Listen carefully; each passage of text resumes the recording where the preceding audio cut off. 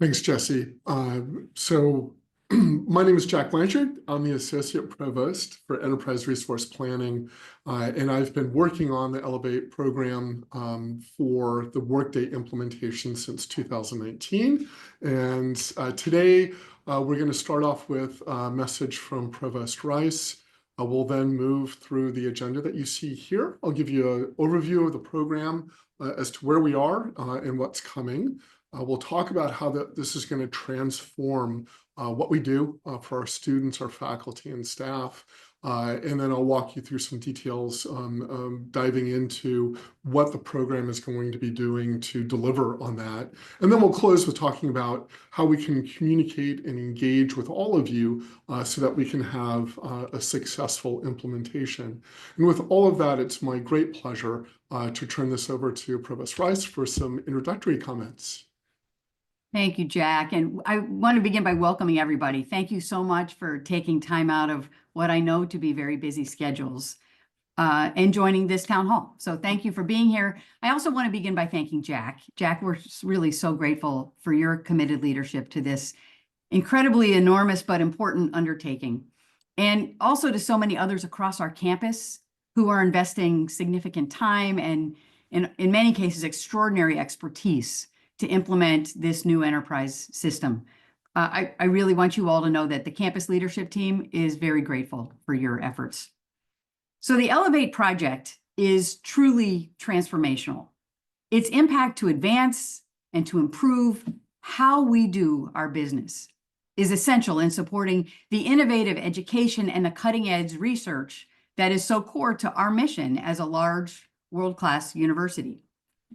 Our success in realizing that mission depends on having reliable and user-friendly and modern systems in place to support our work. And that's what this Elevate project is really all about. As you know, in November, we successfully transitioned our finance and HR systems to Workday. And I would like to thank again the Elevate team who worked for years to bring that to fruition, and to all of our community members who played an integral role in its implementation, which is an ongoing process, and its success. I do recognize that, like with all new transitions, there are growing pains. But more importantly, Workday's positive impact on our university is already being felt in all corners. And that's why I'm really excited that we're now beginning the next phase of this work to implement Workday for our students. This multi-year effort will make essential improvements to the user experiences of our students, our staff, and our faculty when using student data, especially as that student data is integrated with our new HR and financial systems.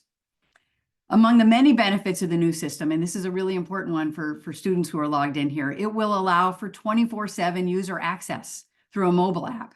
This is a really great perk, a really important upgrade for our student users. While to many, these implementations may seem like standard technology upgrades, what it really means is that we're able to improve the services and the support that we provide to our students and to our community of faculty and staff who support them. This is truly an investment in our people and our community, something that we emphasize throughout our campus strategic plan. This is also why engaging undergraduate and graduate students, hopefully many of you here today, that engagement is an important part of the process along the way. The input of students is essential so that we can build a system that truly works for the students that it's intended to serve.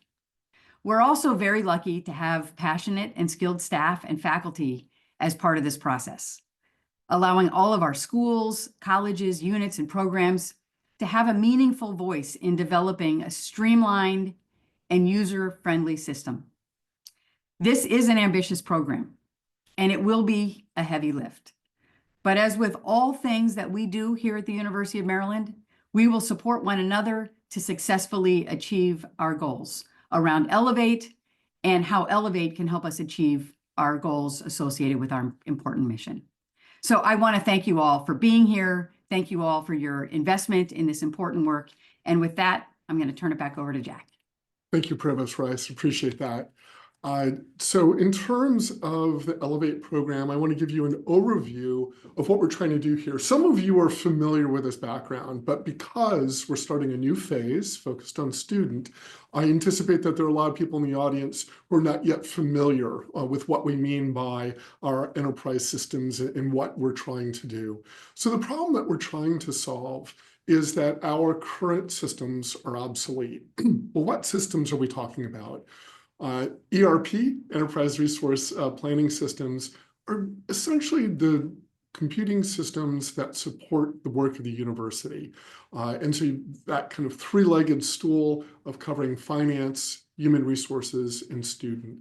And as Provost Rice noted, we have addressed human resources and finance when we went live with Workday in the fall. And now we're pivoting to student, which is a critical next step.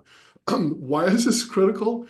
Because our student information system, our student account receivables, they are based on COBOL. COBOL is useful, it has its purpose, but it is Eisenhower era, and it is outlived its usefulness for us. And so what we want to do is transition from this to a modern solution. And our students are telling us that these systems are problematic with how they navigate their academic careers here at the University of Maryland. These are just quotes pulled from Reddit, UMD, and you can see that students are complaining largely about when they are able to access services like Testudo, in that this experience is not what they expected at a flagship university. So our goal is to better serve our students. As Provost Rice noted, this is a student-focused project, and we want to be sure that we're improving the student experience here on campus. So Workday is the solution. We, again, have implemented Workday for HCM and finance in the fall, and now we will be doing it for students. So the benefit of this, if all of our systems are on one platform, one single system that we have to log into. Student workers, if they have to do something for HR, they can log in the same system that they're using to look at their schedule of courses. This also allows us to have better access to the data and better support our students. There are other benefits that you see here in terms of simplified training, annual updates, and again, that mobile app that Provost Rice mentioned. So the goals that we have for the student phase that we're now embarking on are the same that we've had since the outset of this project that I began it in 2019. And that is, we want to provide a positive user experience for students, for staff, and for faculty. We want us to be more efficient and effective. We want to more accurately collect, report, and analyze data, and then ensure the data security and privacy of those data. Our ERP systems have to be reliable, and we have to be able to easily maintain and update these systems. These are characteristics that we don't have in our current legacy student systems. So it's important that we have sponsors who are leading this effort. And of course, you just heard from Provost Rice, but we have other sponsors with Patty Perillo as VP for Student Affairs, Jeff Hollingsworth as VP and Chief Information Officer, and Greg Wohler as VP for Finance and Chief Financial Officer. We've heard time and again from other institutions that senior leadership and support for these kinds of projects is critical. And that's what we have here at the University of Maryland. So we're very fortunate to have that highest level of support for what we're attempting to do. We also have representation on an executive steering committee. It's a large committee. I'm not going to go through all these names, but my point here is that we are drawing from across our campus with stakeholders, critical areas that we want to be sure are represented at a level of decision-making. And so you see people from college representation, people from the finance space, enrollment management, the registrar's office. All of this is intended to be sure that we have, again, senior leadership assisting with making decisions about what will be happening. All of this is going to be informed by other stakeholders that I'm going to be unpacking for you as we go through these next slides. So I'm going to start off with a high-level overview of the calendar, and then I'm going to decompose that bottom work stream for student implementation in the next slide, so you can have a real sense of where we are and where we're going on the calendar. So in the upper left, that red work stream of finance and human capital management, we're successful, we went live. There's more work to be done now that we're in what's called stabilization phase, but a major achievement in the fall. Adaptive planning is a budgeting tool. There's a smaller number of people use on campus, but it's a critical tool that will assist with finance and planning. And then for student, the next slide, I'm going to break this out, but you can see here a multi-year effort. So in some ways, we just finished one marathon with finance and HCM, and we just pick up the baton for that next race and moving into another marathon. So now taking that student work stream and unpacking that, I want to just point out that we really started working on student back in 2023. So on the upper left, you have what's called a student readiness phase.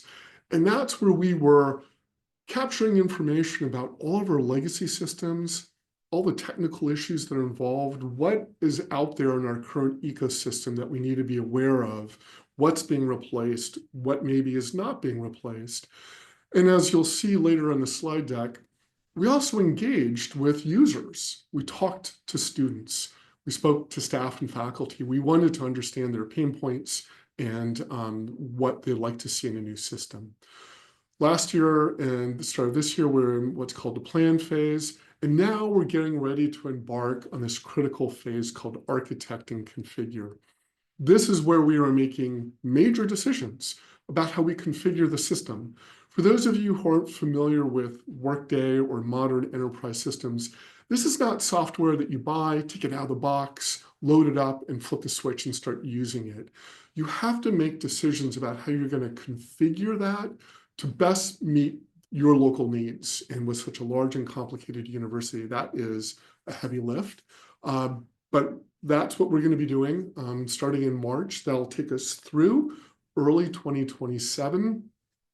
And then you see that black work stream, that phase of test, train, and deploy. So now that we've come up with these decisions about configuration, we test those decisions, make sure they're working, make sure that we're engaging users, students, staff, and faculty, that they're accomplishing what we intended.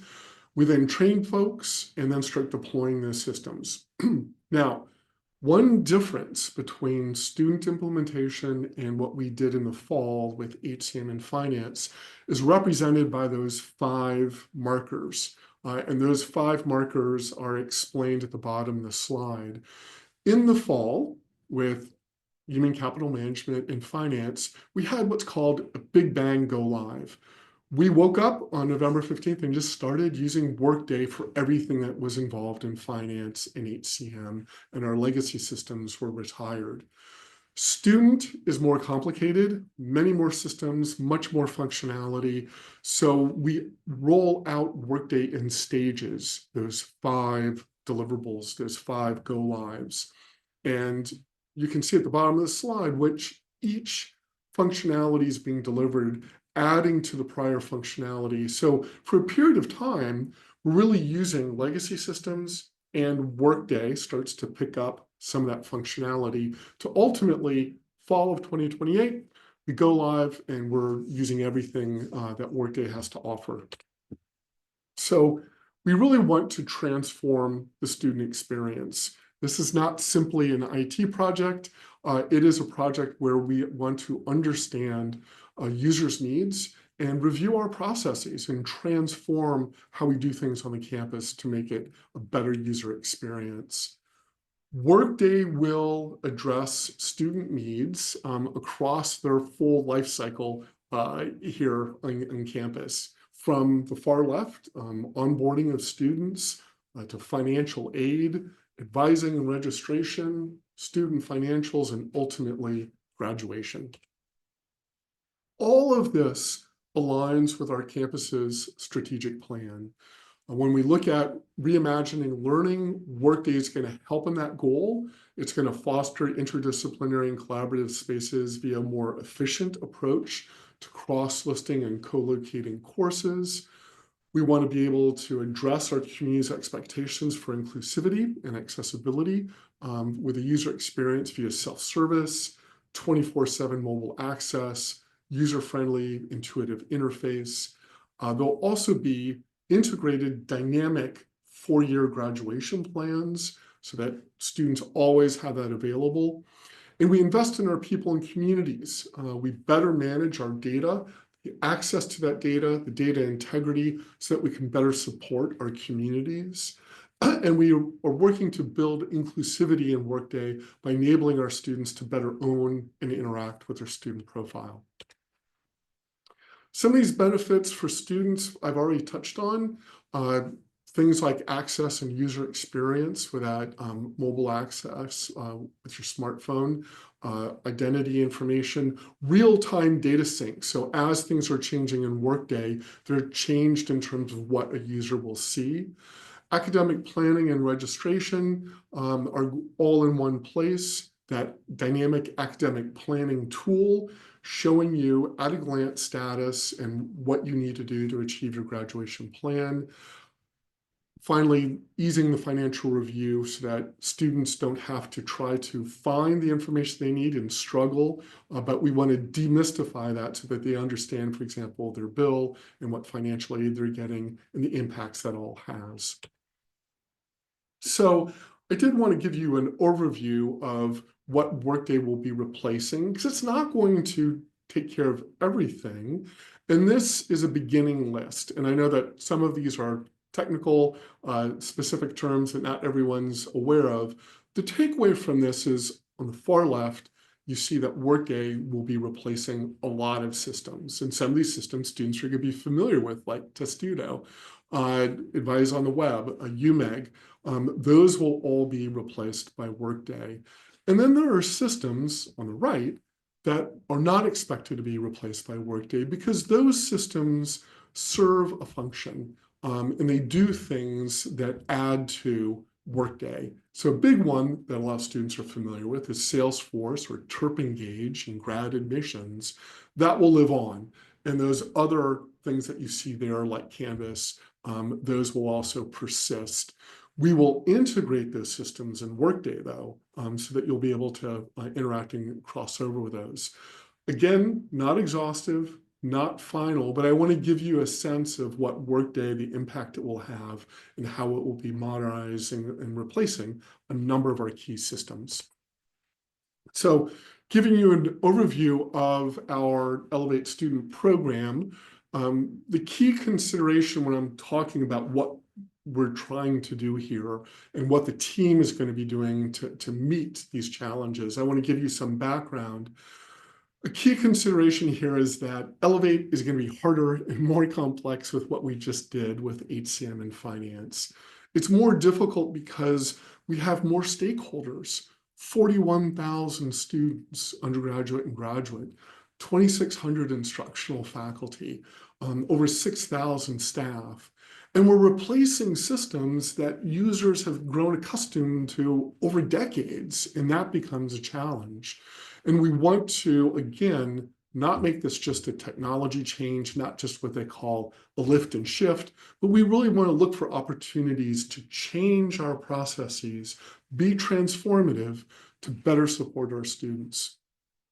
All of this is making sure that the center of gravity is shifted to academic affairs and finance business units that are related to students and will retain critical support from DIT. So in terms of the Elevate student team, this is just a high-level overview of the functional work streams, the different teams that we've developed. Those yellow boxes indicate those kind of critical areas from admissions, financial aid, all the way through student financials. We have teams addressing each of those domains with necessary expertise.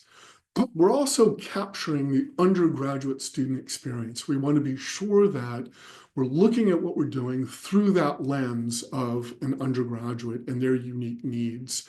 And we're doing the same from a graduate student perspective, again, through that unique lens of how graduate students navigate their experience on campus. To the left there, you see what's also contributing to all this. We have program management, change management, helping with communications and the changes that will be happening on our campus, and then a technical team supporting all of this. That program team does not work in isolation. They are not going into some closed conference room and making decisions unilaterally. Absolutely not. Our core team has to and will engage with critical campus stakeholders throughout the work that's happening. And this is a challenge. This is where we really need that help and support from across campus. So if you look at that first row, subject matter experts, this is where we will be working with individuals from across schools and colleges, bringing them into these design sessions to share their perspectives and ensure that the design meets the needs of the Maryland campus. We're a complicated entity. Colleges differ amongst themselves, and then units and programs within colleges differ as well. So we want to capture all of that by engaging subject matter experts. You'll hear more about advisory committees. We'll be creating advisory committees of students and faculty, ensuring that, again, as we make these decisions, we're getting that perspective and making sure that we get this right. And then, as I noted before, in 26 through 28, we are going to have confirmation and testing sessions. That's where, again, we have people from campus come in and confirm those decisions that we're making. Are they delivering the way we hoped, or do we have to iterate and go back and change some things? So all of this is how we're going to be working with campus. I do want to say one thing about subject matter experts. Provost Rice mentioned this. I've indicated how they're going to be involved. Some of you in this presentation are already involved. You've been told that you're a subject matter expert. You've been asked to attend meetings. And others of you maybe have not been tapped on the shoulder yet, but you're going to hear from us.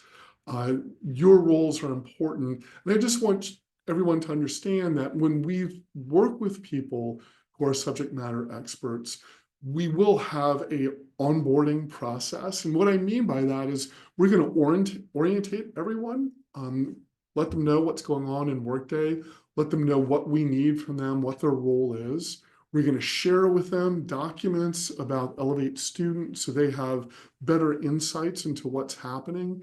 And then we will systematically work with them in terms of calendar invites, sharing agendas, sharing information that we have. So subject matter experts are really going to be an engaged and critical part of what we're doing. I also want to highlight this phase that we're about to enter. I described it as architect and configure. That's that phase where we are looking at designing, configuring the system. We will ultimately test and confirm that, convert historical data, and then we'll also look at knowledge transfer. But the point here in that red arrow is this is focused on transformation. As we're making these decisions, we're really trying to incorporate leading practices and lessons learned from other universities that are using Workday. We don't have to reinvent the wheel if there's knowledge and wisdom from our peers that we can benefit from. We definitely want to do that, and we want to make sure that we're transforming these processes to better support our students. Holistic processes, what do we mean by that? Well, I pointed out to you before that Workday is not going to work in isolation. There'll be other systems that we continue to use. And when we build out Workday, we want to understand how Workday fits with other processes, other steps that lead into Workday, and then other processes and steps that come out of Workday to ensure that all of this is a smooth, integrated experience for students, faculty, and staff. So We will continue to engage with you. Early on, I mentioned that we had back in 2023 a formal process. And this is where we talk to students. That's what you see on the left hand of the slide in that yellow box. We met with students, talked to them and asked them, what are your pain points? What would you like to see? And this is where students were sharing with us that they'd like to have more standardization as they moved from one major to another, or if they had a dual degree program. It was very confusing to navigate those different programs when they had such different processes. They wanted to be able to access systems. We talked more about that. And they wanted to be able to have a holistic view of their academic record, including understanding financial implications of what resources they have available and what would happen if they enrolled in certain programs. So we have quotes there from our students, and then from faculty and staff. We also heard feedback about lack of access to data and how they wanted to be able to better support students. A great example was some advisors were telling us that they'll meet with a student to advise that student, but they don't have, the advisor doesn't have access to that student's schedule. So here they are in a role trying to support a student, but they don't have all the data necessary to be able to inform and guide that student. So that's what we want to achieve. And this is the benefit of us hearing from you, engaging with you, and making sure that your voices are heard and incorporated in the changes that are happening. We're going to do that in formal ways. On the far left, I mentioned advisory committees already. We're developing a faculty-focused advisory committee, and then we will have student-focused undergraduate and graduate advisory committees that we'll be developing actually in the fall. And all of that is to be sure that we're getting those perspectives. We'll be developing change networks and making sure that we have representation from all of our schools and colleges and key divisions. This is a way of ensuring that we're getting information out to those different programs and that we can also learn from them. And finally, we'll work with special interest groups, cross-functional activities like advising, department coordinators, schedulers, making sure again that their unique perspective, their talents, their expertise is reflected in what we're doing. Ultimately, I want all of you to stay informed and stay engaged with us. Some of you, as I said, will be subject matter experts. You'll be coming on the team. You'll be learning a lot from us. But the rest of you don't need to simply sit by and wonder what's happening. One great source is our website, elevate.umd.edu. This has been focused on HCM and finance, understandably, because that's what we were focused on up until the fall. We are starting to transition that website to being focused on the student implementation. And there's already a lot of new information about student that you can find on the website. That will continue to evolve, and that's intended to be really a one-stop shop. The other thing you can do is subscribe to our newsletter. Again, that's transitioning from an HCM finance focus to a student focus for you. And that just will arrive monthly in your mailbox if you subscribe. And then you can always submit a question and ask us, and we're happy to answer and keep you informed. So with that, I'm going to turn it back to Jesse for our question and answer session. I'm mindful of the clock, and I know that we're approaching lunch hour. You have other meetings, you have classes to get to. So we'll try to wrap up as we approach 10 minutes to the hour, but we do have some time to start chatting about some questions. Jesse? Great, thank you. We have received a few questions that would be good to answer live. And the first is about benefits to students. We heard both you and Provost Rice talk about this being a student-first project. So can you describe some clear benefits that students might expect with Workday? Yeah, I think, some of these I've touched on and they come to mind immediately. That's, the 24/7 access, an app that allows students to pull all that information together in one place, that user-friendly, intuitive interface for students being able to have their personal information and their identity in the way that they feel most comfortable with. The other thing that we learned in our readiness phase that I touched on is as we talked about students, I was surprised to learn that some students, when they talk about their 4-year plan, their graduation plan, some of them are telling us that they get a hard copy PDF and told this is your graduation plan, and they're carrying around that paper copy for 4 years, or they're intended to copy carried around. And that's not what we want to see. And with Workday, we'll have a dynamic in terms of it's constantly updated graduation plan so that students can consult that. It will evolve as they enroll in different courses or as they change programs. And I think that's going to be another benefit. What we also hope to do, and this is something I touched on in the slides, is we want to transform our processes. Can we do things more efficiently and more user-friendly so that when students have to do something, change a major or drop a class, that it is easier to get it done and it takes less time? And by the way, this is not just benefiting students. We also want staff and faculty to have that experience, because the less time staff need to spend within the system dealing with technical issues, the more time that they can devote to face-to-face student support and helping guide them. So those are the benefits that come to mind. Just a few of them.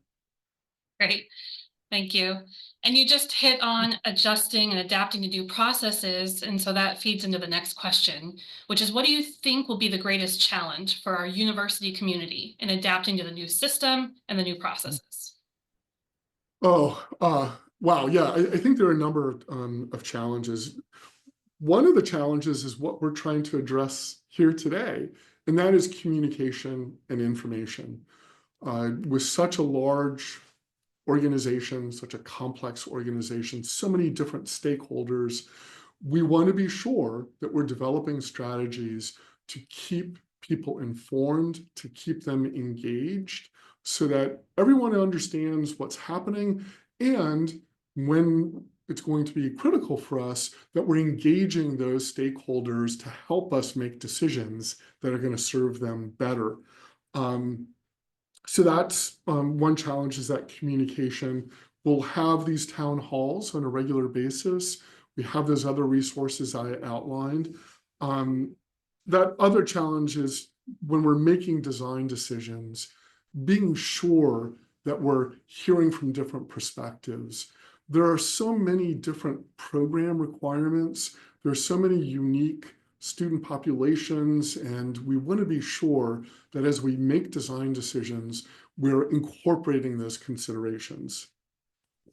A final challenge that we've heard from other programs, and it's something that we encountered with HCM and finance, is training and support. We want to be sure that when we get to that point, it seems like it's over the horizon, but it'll happen very quickly. When we get to that point where we start training and we're ready to deliver the system, we want to be sure that users have access to the best training, the best resources, so that when they go into a new system with new processes, they can navigate it in a way that's going to be supported, and they're not going to struggle in that new system. So those are some of the things that come to mind, both from what we've heard from other universities, but also our own experience with HCM and finance. Great. And on that point, related to what we've learned from other universities, are there any specific insights we've learned already that will help us as we start our Workday Student project? Yeah, one thing that's really interesting about this transformation and moving to a modern enterprise system is we're not alone. A lot of other universities are in the same position as us. Either they're relying on outdated mainframes, or they're relying on systems that have an expiration date, and they also need to make this transition. So we've leveraged that. Iowa State University is a R1 land-grant institution. They went live on Student Workday. They're also on HCM and Finance. And so we actually went out last summer and spent a day with them, brought the team members engaged with them about lessons learned, recommendations, what would they do differently, what would they really emphasize that we try to keep in mind. Every university is a little different, but there's so many commonalities we really benefit from that. We've also talked to other schools. University of Arkansas is moving to Workday Student across its entire system. So that's 14 campuses. And we learned from them that, if they can do 14 campuses and can navigate all of that, that gives us hope for looking at our campus and trying to achieve what we're trying to achieve. The other lesson learned that I think I touched on at the beginning is the importance of leadership and support from senior leadership. And there are some schools that have, I think, stumbled on occasion when leadership maybe is not there in a consistent fashion, or there's some uncertainty about support for the program. We have not had that here at Maryland. Maryland has been rock steady and steadfast from a leadership perspective in terms of wanting to ensure that we improve our systems to serve our communities, our students, our staff, our faculty, that we can deliver to them really what they deserve. And so that's made my job a lot easier. And I think, again, from our peers, we've learned that that's important. The other thing that we've learned is that this is hard. Every school that we talk to said that this is going to be something that's going to challenge you, and that it's harder than HCM and finance. But, and this is important, each of those schools have said the journey is difficult, but the end is worth it. It's worth it in terms of your improved systems, improved reliability, the improved service that you can deliver. So that was another thing I think that we've learned, and it's sobering. We all have to be prepared for something that's going to take effort. Few things in life that are worth it come easy, and we'll make that effort with the support of our leadership. Great, thank you, Jack. The next question is, when can I expect to become involved in the Elevate Student Program? Right, so some of you, thank you, have already been involved. We had major meetings last week where we had hundreds of participants.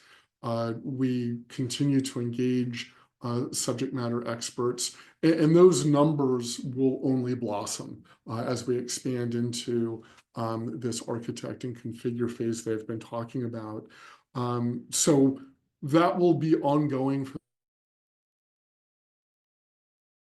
and getting involved with us and learning about the Elevate program and helping us learn about your local needs.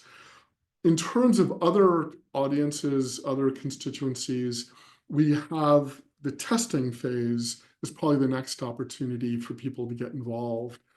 So that will begin in spring of 2026, where we start to test again these configuration decisions that are being made to see if they are delivering the way we intended. So that's a great opportunity for folks to start learning about what this is going to look like and to be constructively engaged with us. There'll be more opportunities as we get into spring of 2027. We'll have functional overviews that we'll do at the campus, and we'll also have demonstrations of Workday functionality as we get into early 2027. In the fall of 2027, a big event is what's called a mock semester, and that's an opportunity for students to come in and enroll in Workday as though it's a real semester. It's a mock semester, and that's kind of a maiden voyage where you're doing a shakedown and making sure that everything is working as intended. So those are the things that come to mind in terms of some of the opportunities for folks. Excellent. A lot of opportunities on the horizon. So shifting gears slightly from being involved in the development and testing to first use activities, when will campus stakeholders use Workday Student for the first time? Yeah, and I know that people are eager to use it, and as I outlined in my slide deck in terms of the calendar of events, This is a multi-year effort. And so ultimately, the first go-live event in that slide I outlined, the 5 go-lives, that first event that I noted was summer of 2027. So that will be the first experience focusing on admissions and curriculum management.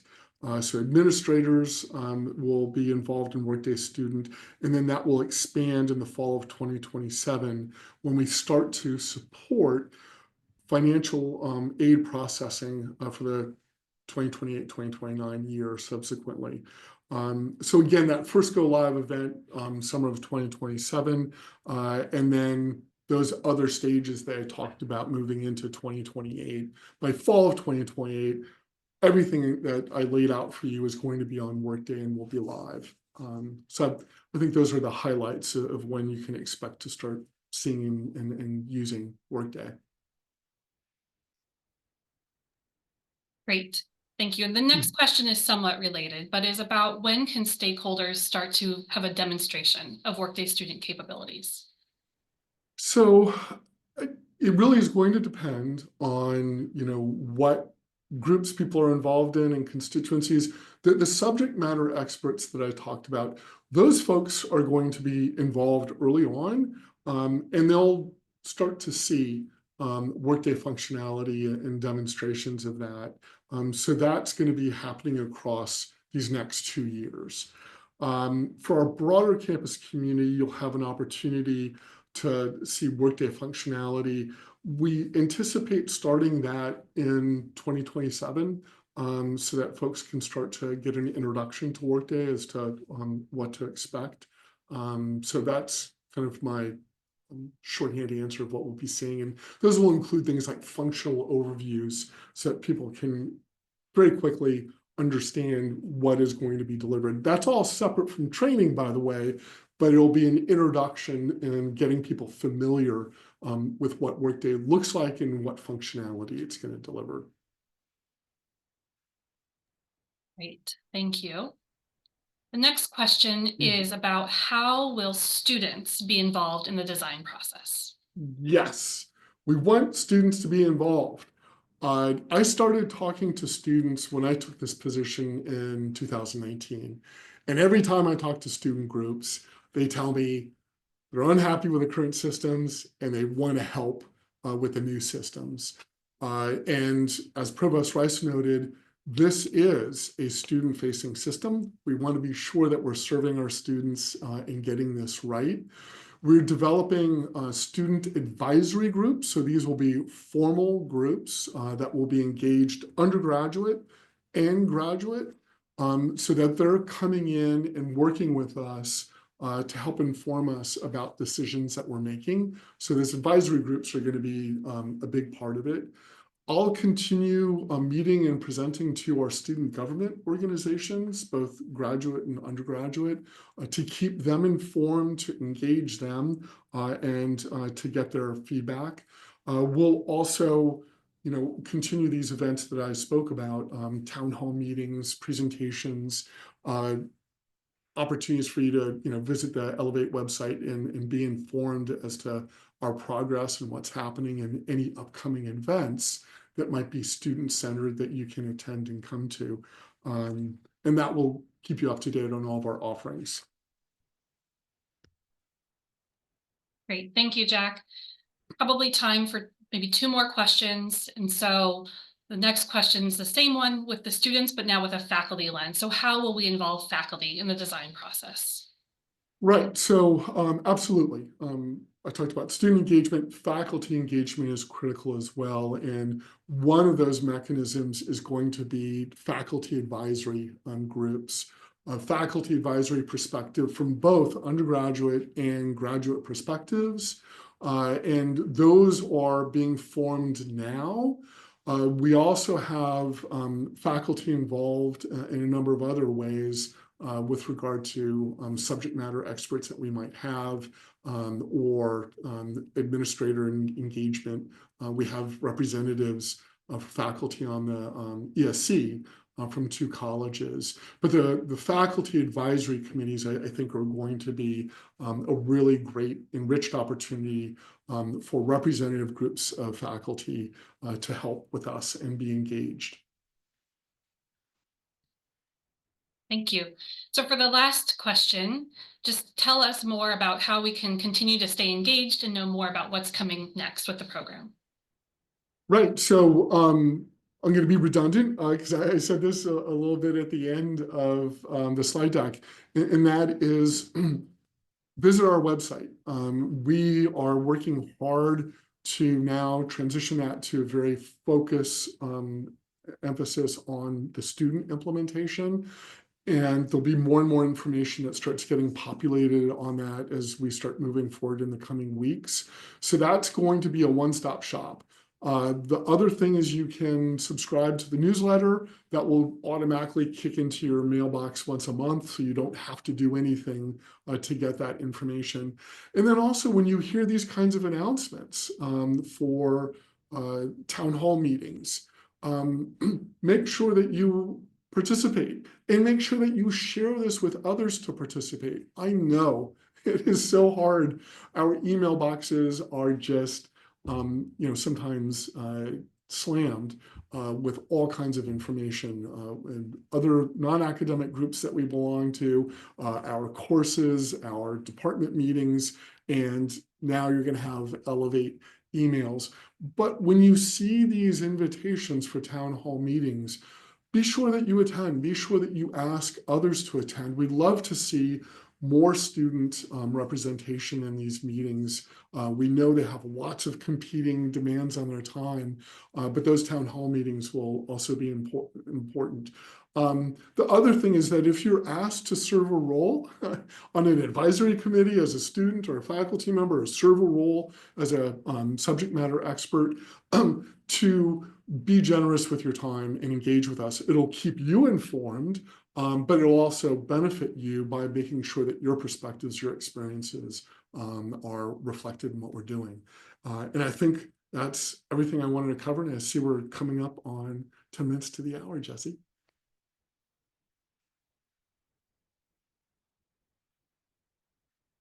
So we'll stop there. Any other closing comments, Jesse, before we end? No, thank you so much for the presentation, both to you and Provost Rice, and for all the answers that you provided over the course of this conversation. Thank you so much. And again, thank you all for attending. Greatly appreciate your time and appreciate any contributions that you're going to make as we move forward. So thank you so much and enjoy the rest of your day.